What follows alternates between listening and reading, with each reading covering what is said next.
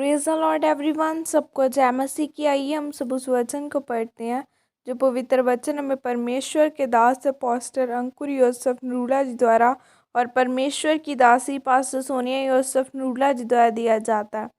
आइए हम उस वचन को पढ़ें। अपने दोस्त ध्यान से चुनें, जैसे कि वचन उत्पत्ति 34 की 1 से 3 आयत में लिखा है।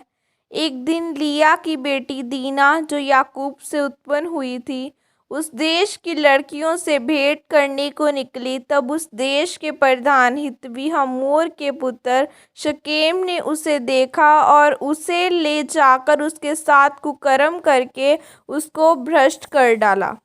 मेरे प्रियो, अब आप मसीह में हैं तो आप यह ध्यान जरूर दें कि आपके दोस्त कैसे हैं, क्योंकि आपके मसीह जीवन में यह मायने रखता है कि आपके आसपास क्या और कैसा है और आपका उठना बैठना किन लोगों के साथ है।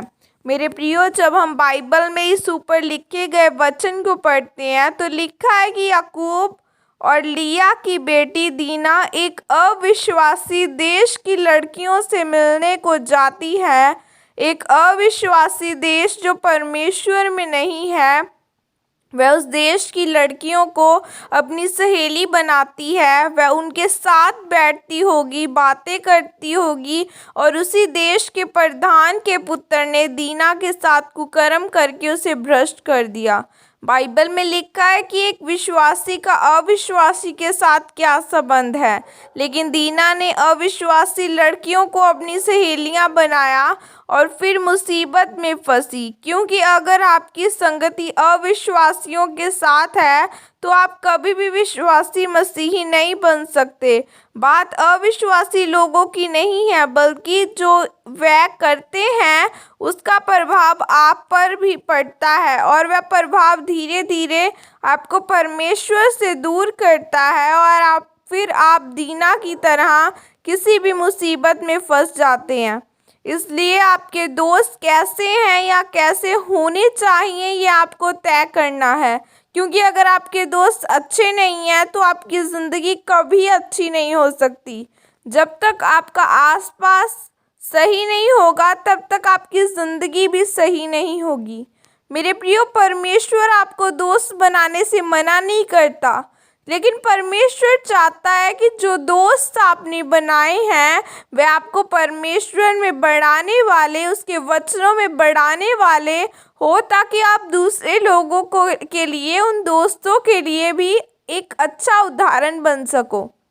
मेरे प्रियो, याद रखें, शैतान आपके सबसे नज़दीकी लोगों के मुंह को भी इस्तेमाल कर सकता है। अगर आपका दोस्त एक शराबी है तो आपका उसके साथ बैठकर क्या काम है, और वह भी आपको क्या दे सकता है। अगर आप उसे अपना दोस्त बनाते हैं तो उससे परमेश्वर का वचन सुनाओ और प्रार्थना करो, और फिर उसके पास से उठ जाओ और अपने आप को उस शराब में फंसने का मौका ना दो। इसलिए मेरे प्रियो, अगर आप प्रभु यीशु मसीह की संतान हैं तो आपके दोस्त भी परमेश्वर में चलने वाले होने चाहिए। इसलिए ध्यान रखें, शैतान को मौका न दे कि वह आपकी ज़िंदगी में काम करें। अपने दोस्त ध्यान से चुनें और अपने दोस्तों के लिए एक अच्छी उदाहरण बने, ताकि वह भी परमेश्वर की महिमा करने के लिए मजबूत हो। परमेश्वर आप सबको इस वचन के द्वारा आशीषित करे। आमीन। यह अंगीकार आपके द्वारा किया जाए। सर्वशक्तिमान परमेश्वर, मैं इस वचन के लिए पिता आपका धन्यवाद करती हूँ। पिता, मैं अंगीकार करती हूँ कि मैं उन्हीं लोगों को अपना दोस्त बनाऊंगी जो मुझे आपके वचनों में बढ़ा सके। परमेश्वर, मैं हमेशा गलत लोगों से दूर रहूंगी। प्रभु यीशु मसीह के सामर्थ्य नाम में मांगती हूँ। आमीन। आइए मैं आप सबके लिए एक छोटी सी प्रार्थना को करती हूँ। जिंदा परमेश्वर खुदा बना, मैं धन्यवाद करती हूँ पिता परमेश्वर, आज के दिन के लिए खुदा बना, पूरा दिन अपने हाथों में संभाल के रखा। परमेश्वर, धन्यवाद करती हूँ खुदा बना।